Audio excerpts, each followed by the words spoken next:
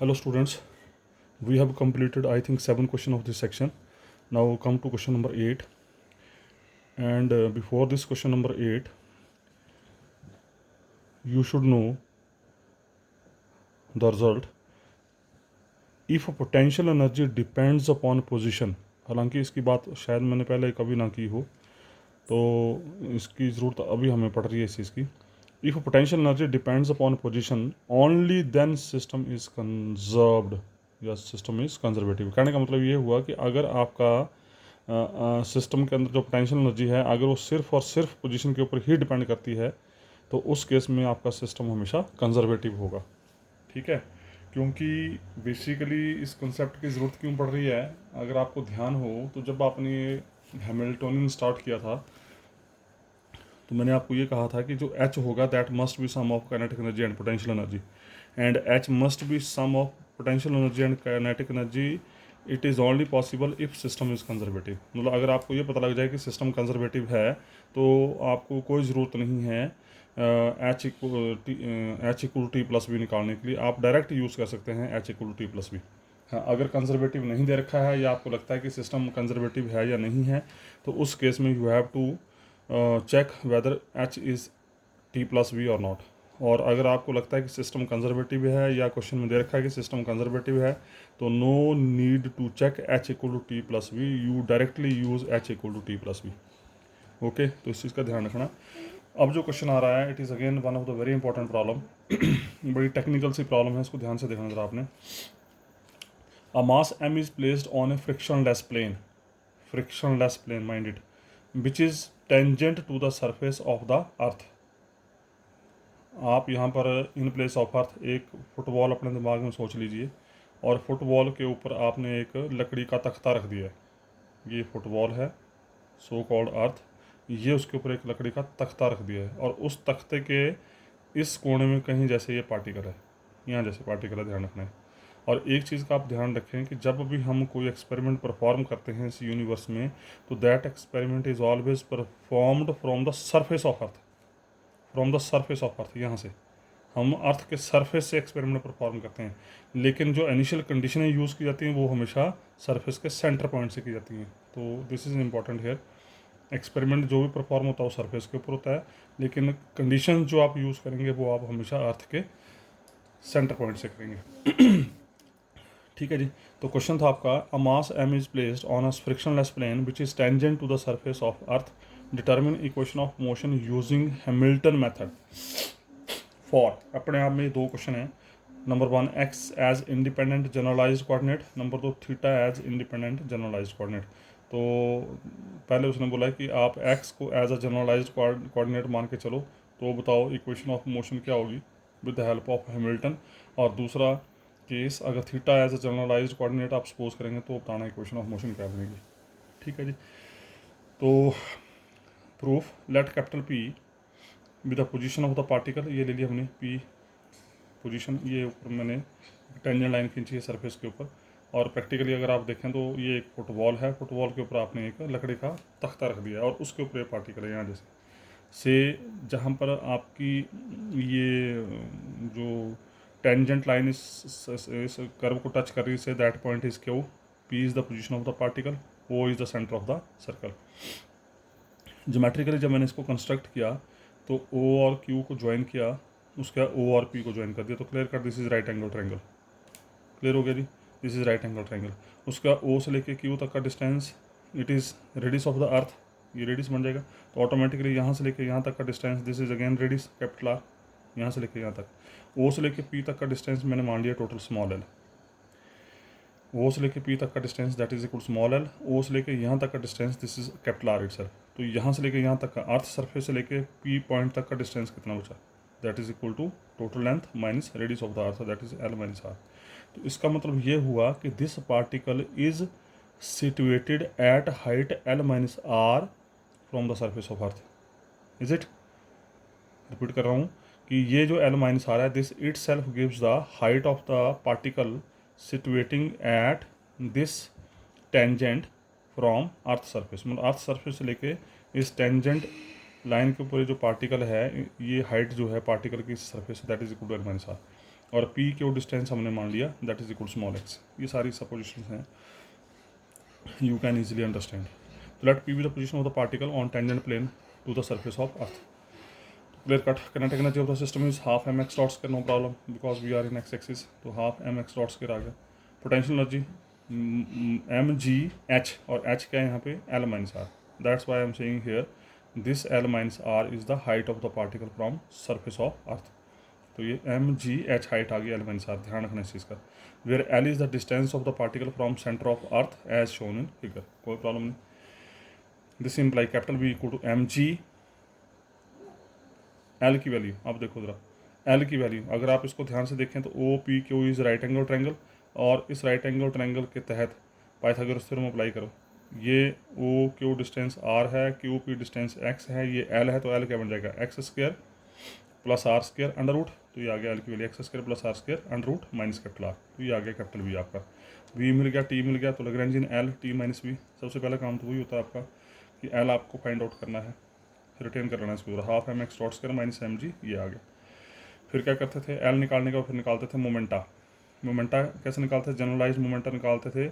Generalise momenta उतने निकलते थे जितने आपके जनरलाइज कोऑर्डिनेट होते थे। तो यहाँ पर जनरलाइज कोऑर्डिनेट कौन है, स्मॉल एक्स, ठीक है। तो मोमेंटा कितने निकलेंगे, एक ही निकलेंगे, एंड से that is equal to small P, and small P is equal to कर लिया एल बटे कर ली एक्स डॉट। जनरल फार्मूला है पी रो इक्वल टू कर लिया एल बटे कर ली क्यू रो डॉट, क्योंकि हमारे पास एक ही जनरलाइज कोऑर्डिनेट है तो उसको नाम पी दे दिया, कर लिया एल बटे कर ली एक्स डॉट, मतलब एल को with respect to X dot differentiate किया, ये आ गया। अब ये चीज़ें आपको बिल्कुल स्ट्रॉन्ग करनी है, ध्यान रखना इसका, डिफरेंशिएशन इज़ वेरी इंपॉर्टेंट, और ये बिल्कुल भी गलती नहीं होनी चाहिए यहाँ पे, और हर क्वेश्चन में ये चीज़ आ रही है। ओके, मोमेंटा के बाद क्या करते थे, अगला स्टेप क्या होता था, फिर लिखते थे हम एच हैमिल्टन, ठीक है। We know Hamilton H is equal to formula rho equal to 1 Q rho dot P rho minus capital L.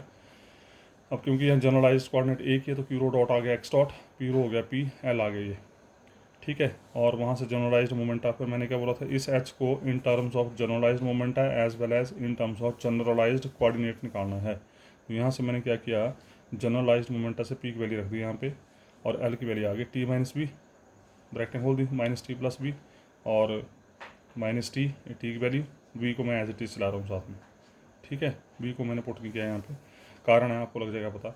उसके बाद इसको सॉल्व कर दिया, बन जाएगा half M X dot square plus V, तो half M X dot square T हो गया, तो ये आ गया H equal T. This is the reason कि I am not writing this capital V, तो ये बन गया टी प्लस वी। अगला स्टेप यही होता था, हैमिल्टन लिखने के बाद it must be of type T plus V, फिर उसके बाद टी की वैल्यू रख दी, वी की वैल्यू रख दी, एच निकल गया। जैसे एच निकला उसके बाद Hamilton equation of motion is क्या होती थी, कर ली एच बटा कर ली Q rho equal to minus P rho dot, दूसरी होती थी कर ली एच बटा कर ली P rho equal to Q rho dot. और मैं आपको कई बार बोल चुका हूँ, इस चीज़ को लिखने की यहाँ पे कोई ज़रूरत नहीं है, अगर आप चाहें तो इसको आप यहाँ पे अवॉइड कर सकते हैं। You move with only this equation, बाकी छोड़ दो सारे। इसलिए मैंने यहाँ पर ये जो इसको खोल कर ये जो मैंने ब्रैकेट में लिया है, ये अब आपकी इच्छा है, अगर आप लिखना चाहें तो लिख सकते हैं, नहीं लिखना है तो आप इसको छोड़ सकते हैं इस पोर्शन को। तो you use only this equation, only one equation, कर लिया एच बटा कर ली Q rho equal to minus P rho dot, तो क्यू रो बन गया एक्स, ठीक है जी, पी रो बन गया पी। अब एच को with respect to X differentiate करो, अब ये काम आपका है। अब ये मैं आहिस्ता आहिस्ता मतलब जो कैलकुलेशन वर्क है वो आपके ऊपर लोड डाल रहा हूँ इसका, क्योंकि अब काफ़ी प्रैक्टिस हो गई है, तो you can do easily. Okay, H का derivative with respect to X, ये तो जीरो हो जाएगा विद रिस्पेक्ट टू एक्स। अब ये फार्मूले हैं, है ना, X raised power N type का result, half X raised power N minus one into derivative of this, that is equal to X, equal to P dot, P था आपका M X dot, तो पी डॉट हो गया M X double dot with negative sign. इसको solve करने की ज़रूरत नहीं है, अगर आप करना चाहते हैं तो कर ली एच बटे कर ली P equal to X dot, H को with respect to P differentiate करेंगे, ठीक है, एच को with respect to P differentiate करेंगे, ज़रूरत नहीं है इसको करने की, तो इस you can leave this result, आप इसको छोड़ सकते हैं, ठीक है जी। तो ये आ गया, उसके बाद यहाँ से एम कॉमन होकर ख़त्म, ये बचा, और उसके बाद इसको साइड लेके आ जाओ X double dot plus equal to zero, which is the required equation of motion. मैं फिर रिपीट कर रहा हूँ, ये चीज़ जो है अगर आप करना चाहें तो कर सकते हैं, नहीं करना तो मत करें। एच का derivative with respect to P, इसका मतलब पहले एच को आपको पी फॉर्म में रखना पड़ा, ये है एच को यहाँ पर पी फॉर्म में निकालना पड़ेगा, यहाँ निकाला नहीं मैंने यहाँ पर एच को सिर्फ और सिर्फ जनरलाइज्ड वेरिएबल के टर्म में ही निकाला है। मोमेंटा की टर्म में निकालने का मकसद ये है कि ये चीज़ वेरीफाई करनी है आपने, तो इसलिए अब आपके ऊपर है ये कि अगर आप मोमेंटा के टर्म में निकालना चाहते हैं तो निकालो, तो मोमेंटा के टर्म में निकालने के बाद ये चीज़ कैलकुलेट होगी यहाँ पे, नहीं तो अदरवाइज इसको करने की ज़रूरत नहीं कोई भी। ठीक है जी। So which is the required equation of motion.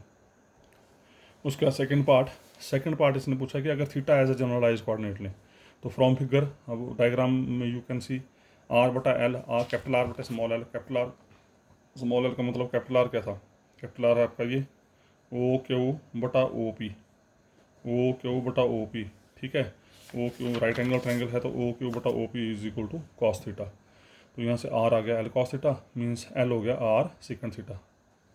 ठीक है जी, कोई दिक्कत नहीं। आल्सो फिर से डायग्राम से एक्स बटा R equal to tangent theta, you can see the diagram, X बटा R equal to tangent theta, तो X equal to R tangent theta, क्योंकि इनकी मुझे जरूरत पड़ेगी इसलिए मैंने इन वैल्यूज़ को निकाल दिया। नाउ काइनेटिक एनर्जी क्या होती है, half M X dot square, कोई दिक्कत नहीं, हाफ एम एक्स डॉट ये निकाला आपने, एक्स है आर टेंजेंट थीटा, तो एक्स डॉट क्या हो जाएगा, आर टेंजेंट थीटा का derivative secant square theta into theta dot, तो secant square theta into theta dot का होल स्क्वायर बन जाएगा, थीटा डॉट स्क्वायर सीकेंट की पावर 4 थीटा, ये निकल गया आपका कैपिटल टी। ठीक है, और कैपिटल भी निकाला था आपने, वही फर्स्ट केस वाला है, क्योंकि पोटेंशियल एनर्जी तो वही रहेगी, पार्टिकल तो वही है, सिर्फ वेरिएबल आपके चेंज हो रहे हैं, जनरलाइज्ड कोऑर्डिनेट चेंज हुए हैं, बाकी पोजीशन में कोई फर्क नहीं है। अब यहाँ पर एक्स की वैल्यू ये आ गई आर टेंजेंट थीटा। ठीक है जी, plus R square minus R, और उसके बाद यहाँ से आर स्क्वायर कॉमन होकर बाहर हो जाएगा, ये आ गया tangent square theta plus 1 secant square theta होता है, सीकेंट स्क्वायर थीटा का रूट सीकेंट थीटा आ गया यहाँ पे, तो वी आ गया R M G secant theta minus 1, V निकल गया, टी निकल गया, वैल्यू मिल जाएगा। अब जनरलाइज्ड कोऑर्डिनेट क्या है थीटा, तो उस जनरलाइज्ड कोऑर्डिनेट के अनुसार मोमेंटा क्या आ जाएगा पी थीटा, एक ही क्योंकि एक ही जनरलाइज्ड कोऑर्डिनेट है तो एक ही मोमेंटा निकलेगा, कर लिया एल बटे कर ली थीटा डॉट, तो एल को with respect to theta dot differentiate करके ये आपके पास आ गया, with respect to theta dot differentiate करेंगे तो ये हो जाएगा डिफरेंशिएट, ये इसका डेरिवेटिव जीरो हो जाएगा क्योंकि यहाँ पर थीटा डॉट इन्वॉल्व नहीं है। उसके बाद एज सिस्टम इज कंजर्वेटिव, ये देखो now system is conservative, so Hamilton is given by H equal to T plus B, सीधे ये हम देख चुके हैं पहले पिछले पार्ट में, क्योंकि H equal to T plus B बन रहा था तो दोबारा निकालने की जरूरत नहीं है। System is conservative, so H equal to T plus V, तो हमारे पास टी आ चुका है, वी आ चुका है, ये सारा गड़बड़ था इसलिए मैंने काट दिया इसको, यहाँ से H equal to T plus V, तो एच इक्वल टू ये आ गया टी प्लस वी।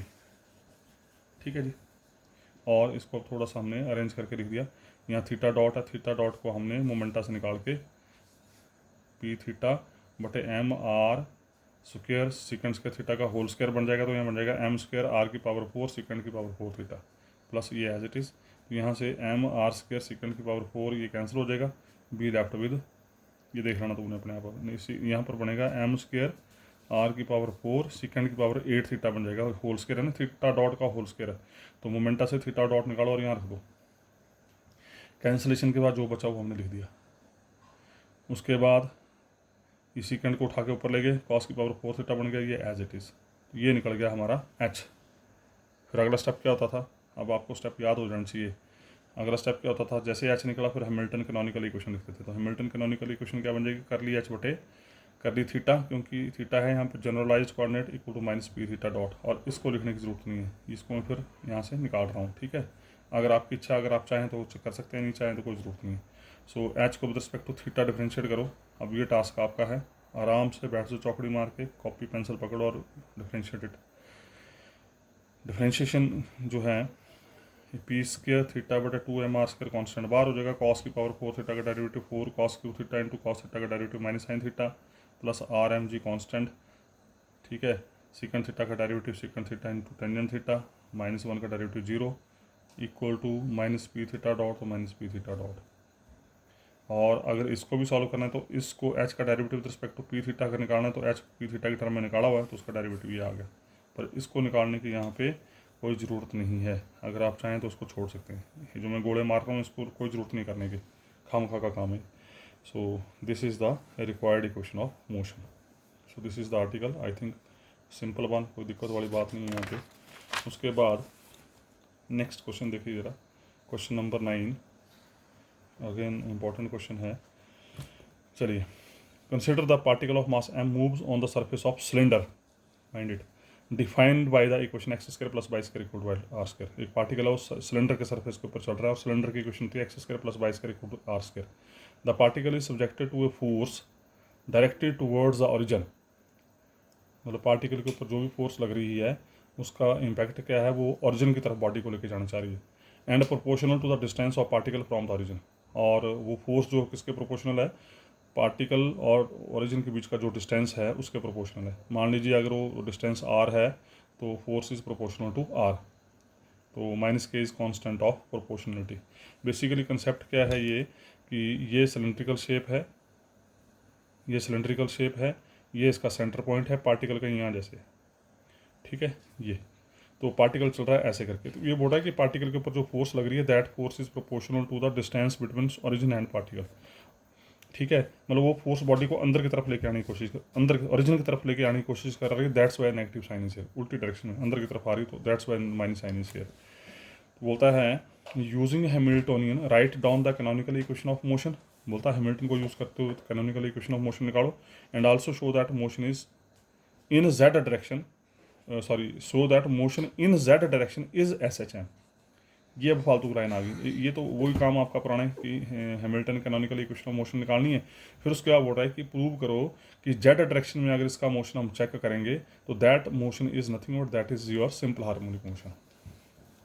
तो देखते हैं जरा, given capital F is equal to minus K R vector, it is given जो बॉडी के ऊपर फोर्स लग रही है, इस पार्टिकल के ऊपर जो फोर्स लग रही है that is equal to this.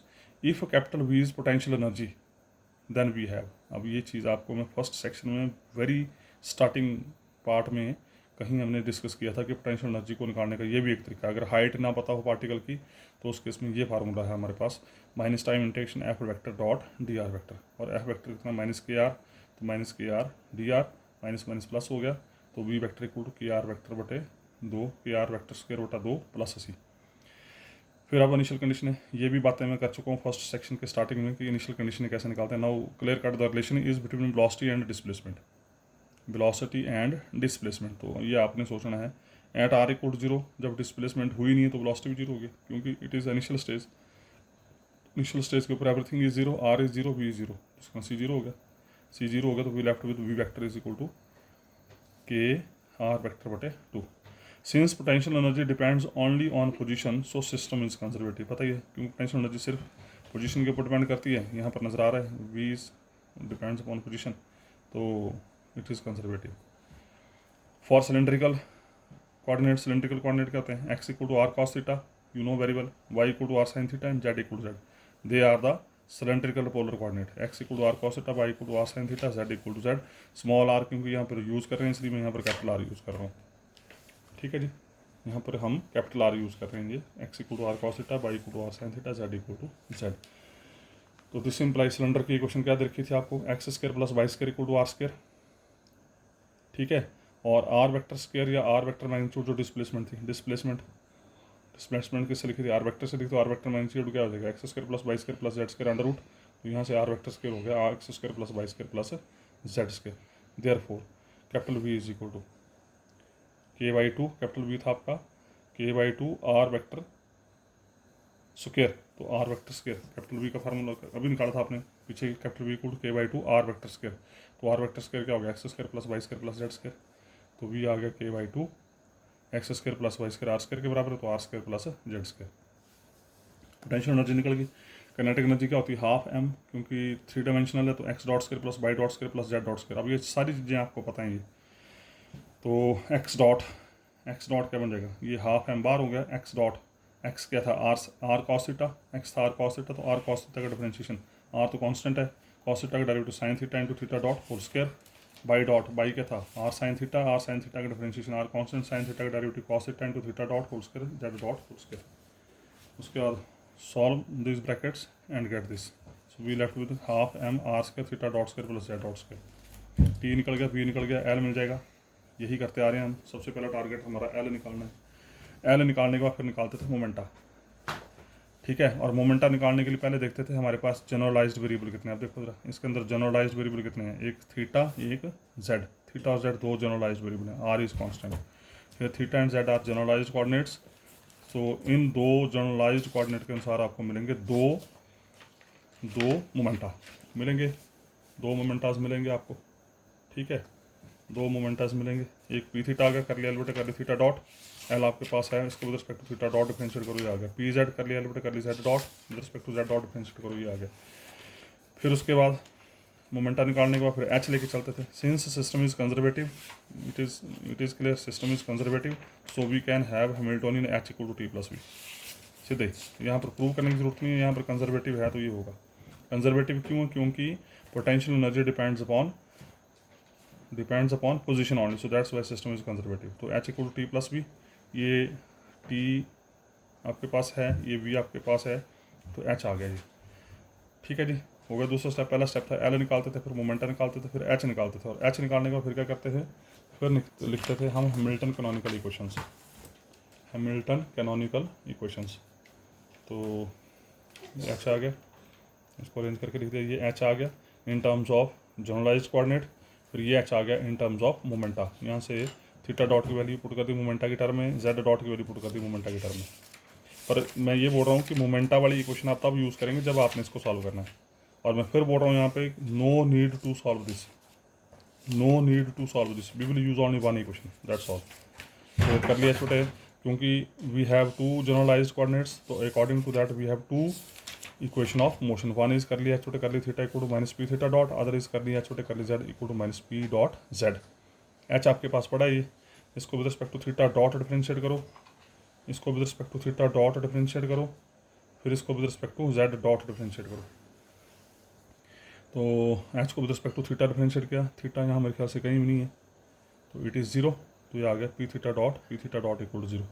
उसका with respect to Z differentiate करो, तो with respect to Z derivative zero हो जाएगा, यहाँ पर आ जाएगा टू के जेड, टू कैंसिल हो जाएगा, जेड के जेड, तो माइनस के जेड, ठीक है जी, माइनस के जेड, क्योंकि साइड माइनस साइन था, तो minus K Z equal to P dot Z.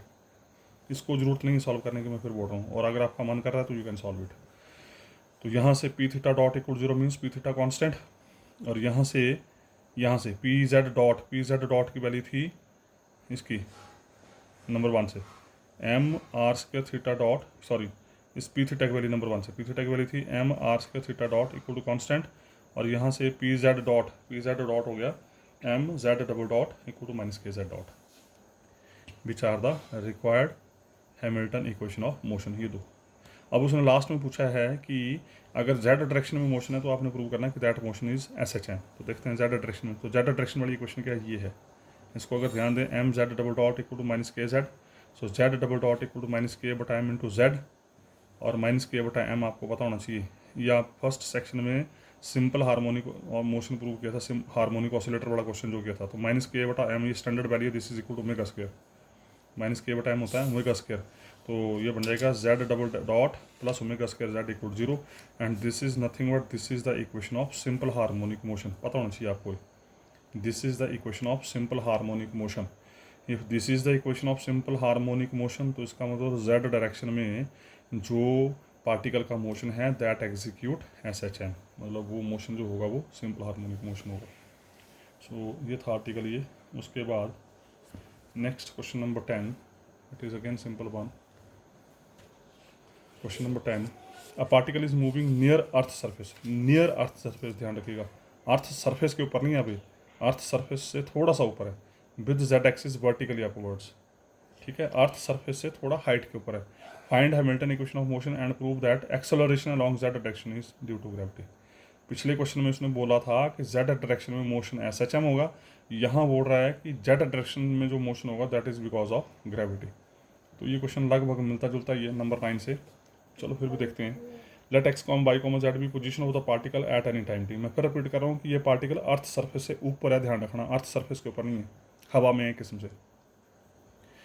तो पोजीशन ले ली हमने एक्स वाई जेड, मतलब 3 डायमेंशनल स्पेस ले लिया हमने, तो इसका मतलब काइनेटिक एनर्जी क्या हो जाएगी, तो ये चीज़ें आपको वैसे याद होनी चाहिए। काइनेटिक एनर्जी क्या होगी, half M X dot square plus Y dot square plus Z dot square, number 1। Potential energy क्या हो जाएगी, एम जी, और हाइट कितनी है इसकी, जेड, क्योंकि हमने बोला है जेड एक्सिस वर्टिकली अपवर्ड, तो मान लीजिए ये जेड डिस्टेंस के ऊपर पार्टिकल मूव कर रहा है अर्थ सरफेस से, तो पोटेंशियल एनर्जी होगी एम जी जेड। लैग्रेंज निकल गया। अब कितने वेरिएबल हैं, 3 है, तो 3 वेरिएबल के अनुसार 3 मोमेंटा मिल जाएंगे, P X P Y P Z, you can find, number 4 आ गया। फिर since potential energy depends upon position only, देख लिया आपने, so system is conservative, so H equal to T plus V. T पता है, वी पता है। उसके बाद इस एच को इन टर्म्स ऑफ मोमेंटा भी निकाल दी। मैं फिर रिपीट कर रहा हूँ, इन टर्म्स ऑफ मोमेंटा निकालने की ज़रूरत नहीं है। इसको निकालना तभी है अगर आपने second set equation of motion का चेक करना है, तो अगर नहीं चेक करना तो इसको निकालने की ज़रूरत नहीं कोई भी। बस एच निकल गया। उसके बाद कैनोनिकल इक्वेशन ऑफ मोशन, ठीक है जी, ये आ गई Hamilton canonical equation of motion. Curly छोटे कर ली Q rho equal to minus P rho dot, और दूसरी है कर लिया छोटे कर ली P rho equal to Q rho dot. मैं फिर बोल रहा हूँ इसको करने की ज़रूरत नहीं है, ये मैंने फिर यहाँ से निकाल दी कैलकुलेशन, इसको no need to calculate this. तो क्यू रो कितने हमारे 3 हैं, एक्स वाई एंड जेड। तो एच को with respect to X differentiate करो, ये आ गया। With respect to Y differentiate करो, ये आ गया। With respect to Z differentiate करो, ये आ गया।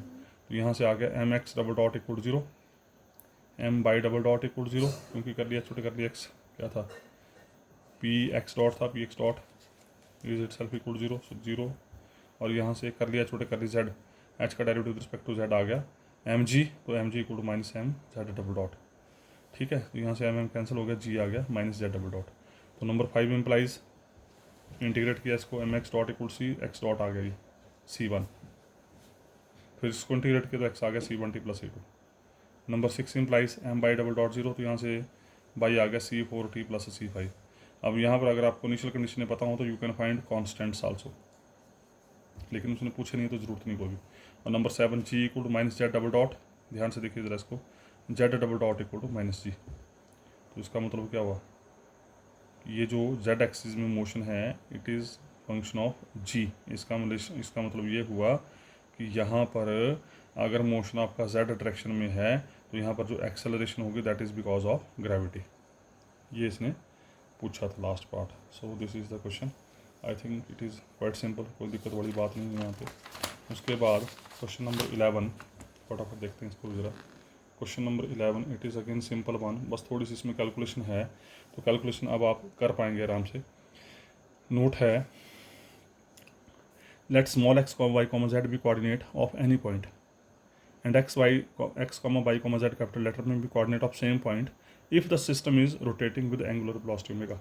ये वो पोजीशन थी जो इनिशियल पोजीशन थी, फिर आपने सिस्टम को एंगल ओमेगा के ऊपर रोटेट कर दिया, रोटेट करने के बाद पोजीशन आ गई है। तो इन दोनों पोजीशनों के बीच में जो रिलेशन होता है that relation is given by this result. हालांकि ये थ्योरम है, ये कहीं आपको मिलेगी मेरे ख्याल से जहाँ पर आपने कोऑर्डिनेट ज्योमेट्री स्टडी की होगी वहाँ पर आपको ये चीज़ें मिलेंगी। तो ये रिलेशन होता है स्मॉल एक्स वाई जेड और कैपिटल एक्स वाई जेड के बीच में। Small X equal to capital X cos omega T minus Y sine omega T, Y equal to X sine omega T plus capital Y cos omega T and Z equal to Z. अगर Z axis के long हैं तो ये 3 हैं, अगर Y X axis के Y axis के long होंगे तो क्या होगा, वाई इक्वल टू वाई बन जाएगा, एक्स की जगह वाई आ जाएगा, वाई की जगह जेड आ जाएगा, सिमेट्री होती है इनमें, ठीक है। तो ये जो सिस्टम है this is along Z axis, about Z axis. तो इसी के बिहाफ पे ये क्वेश्चन आ गया, find Hamilton canonical equation if the system is rotating with angular velocity omega about Z axis. बोलता है कि सिस्टम जो है अगर जेड एक्सिस के अराउंड ओमेगा वेलोसिटी के साथ मूव कर रहा है तो बोटा उसकी कैनोनिकल इक्वेशन ऑफ मोशन निकालो। तो मैं मैथमेटिकल वर्क आपको दूंगा यहाँ पे करने को, क्योंकि कैलकुलेशन वर्क इसमें बाकी कुछ भी नहीं है। लेट सिस्टम भी कंजर्वेटिव मान लिया हमने, कंजर्वेटिव तो इसका मतलब tension energy depends upon Q one. Let X comma Y comma Z be coordinate of any point, ठीक है, and capital X capital Y capital Z be coordinate of the same point after rotation if the system is rotating through angular velocity omega. Then X ये आ गया, Y ये आ गया, Z ये आ गया, ये भी आपने लिखा ऊपर। Now kinetic energy T equal half M X dot square plus Y dot square plus Z dot square. अब ये काम आपको दे रहा हूँ मैं, एक्स डॉट मीन्स इसका डेरिवेटिव, तो यहाँ चलेगा product rule, first function derivative second, second function derivative first, first function derivative second, second function derivative first, जो आएगा उसका होल स्क्वायर। ये देखो यहाँ से लेके यहाँ तक, ये जो इसको डिफ्रेंशिएट करके जो आया है वो यहाँ से लेके यहाँ तक है, इसका होल स्क्वायर। कैपिटल एक्स ये फर्स्ट फंक्शन डेरिवेटिव सेकंड ये, ठीक है, यहाँ तक पूरा। उसी तरीके से फिर इसका बाई डॉट, इसका first function derivative second, second function derivative first, first function derivative second, second function derivative first. अब ये काम आपको छोड़ रहा हूँ मैं, यहाँ से लेके यहाँ तक का होल स्क्वायर और लास्ट में फिर जेड डॉट स्क्वायर। अब आपने आराम से बैठना बिल्कुल ठंडे दिमाग से इसको, क्योंकि चार टर्में आएंगी यहाँ पे, 1 2 3 4 टर्में आ रही हैं होल स्क्वायर में। तो आप 2 टर्म इकट्ठी कर लो, अगली 2 इकट्ठी कर लो, तो ये बन जाएगा a प्लस बी का whole square plus A square plus B square plus 2ab, वैसे A square plus B square plus 2ab। फिर उसके बाद इसको सॉल्व करना आपने। ये काम आपके लिए छोड़ रहा हूँ मैं, ये कैलकुलेशन आप खुद करेंगे यहाँ पे, ठीक है। और ये कैलकुलेशन करने के बाद आपके पास जो बचेगा वो बचेगा ये, बाकी सारा कैंसिल हो जाएगा। हाफ एम के कोएफिशिएंट, फिर हाफ एम ओमेगा स्क्वायर के कोएफिशिएंट और फिर एम ओमेगा के कोएफिशिएंट, बाकी सब कुछ खत्म हो जाएगा। वी लेफ्ट विद दिस, ये आ गया टी। तो एल क्या हो गया, टी माइनस बी, ये टी आ गया। वी तो वी है क्योंकि वी डिपेंड्स अपॉन पोजीशन, तो वी एक्स वाई जेड आ गया। एल निकालने के बाद जनरलाइज्ड मोमेंटा, कितने वेरिएबल हैं, एक्स वाई जेड, तो एक्स वाई जेड के अनुसार 3 जनरलाइज्ड मोमेंटा आ गए, P X P Y P Z. तो यहाँ से एक्स डॉट निकाल लिया, यहाँ से बाई डॉट निकाल लिया, यहाँ तो जेड डॉट है, ये Z dot equal P Z बटे एम। फिर अगला स्टेप, सिस्टम इज कंजर्वेटिव, तो H equal to T plus B, T और बी दोनों निकल चुके हैं, ये टी और ये बी, ये एच आ गया। अब कुछ नहीं करना आपने, ये एच आ गया in terms of generalized coordinates, ठीक है। और एच को अगर मोमेंटा की टर्म में निकालना तो यहाँ से x dot by dot Z dot को उठा और यहाँ रख दो, यहाँ यहाँ यहाँ यहाँ यहाँ रख के ये कैलकुलेशन वर्क फिर आपके लिए छोड़ रहा हूँ मैं, ये रख के ये रख दी यहाँ पे वैल्यूज़, ठीक है। ये वैल्यूज़ रख दी, open all the brackets, simple whole square खोलने हैं, ये फिर कैंसिल हो जाएंगी टर्म में। 1/2m के कोएफिशिएंट इकट्ठे करने, फिर एम ओमेगा स्क्वायर के कोएफिशिएंट इकट्ठे करने, फिर माइनस एम ओमेगा स्क्वायर के कोएफिशिएंट इकट्ठे करने, ठीक है। And we left with this term, ये काम आपके लिए छोड़ रहा हूँ। और उसके बाद ये आ गया, एच निकल गया। एच निकालने के बाद फिर क्या करते थे, कैनोनिकल इक्वेशन ऑफ मोशन लिखते थे। तो कितने वेरिएबल हैं यहाँ पे, 3 थे, तो 3 के अनुसार ये फिर ये कैलकुलेशन वर्क फिर छोड़ दो आप, कोई ज़रूरत नहीं है, no need to calculate this, ये इस साइड, ठीक है। यू फाइंड ओनली दिस, कर लिया छोटे कर लिया एक्स, कर लिया छोटे कर ली वाई, कर लिया छोटे कर ली जेड। एच को with respect to X differentiate करो, with respect to Y differentiate करो, with respect to Z differentiate करो, ये आ जाएगा आपके पास। उसके आगे भी करने की ज़रूरत नहीं है यहाँ पे, ये जो आगे वाला टास्क है इसको भी करने की ज़रूरत नहीं है, यहीं पे आप इसको स्टॉप कर सकते हैं। So these are the equation of motion for this system, ठीक है जी। तो इसी के साथ मैं इसको यहीं स्टॉप कर रहा हूँ। So thank you very much. ये कैलकुलेशन वर्क अब आपने कर लेना, क्योंकि मैं ऐसा सोच रहा हूँ कि ये कैलकुलेशन वर्क अब आप आराम से कर सकते हैं, क्योंकि बड़ी भारी प्रैक्टिस होगी अब इस चीज़ की। सो नेक्स्ट क्वेश्चन देखेंगे फिर नेक्स्ट वीडियोज़ में। So thank you very much.